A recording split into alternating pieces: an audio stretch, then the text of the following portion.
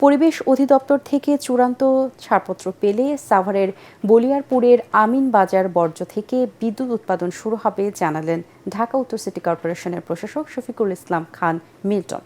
Aminbazar landfill পরিদর্শন শেষে সাংবাদিকদের সাথে আলাপকালে তিনি কথা জানান। মানুষের ক্ষতি করে সরকার কোনো কিছু করবে না বলেও জানান মিল্টন।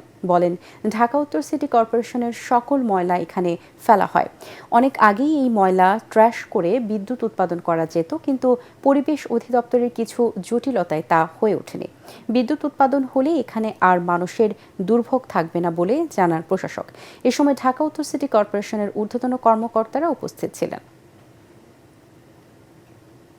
ময়লাকে সবসময় ক্রাশ করার জন্য ক্রাশ করে এটাকে থেকে বিদ্যুৎ উৎপাদন হবে, দুর্গন্ধ মুক্ত হবে।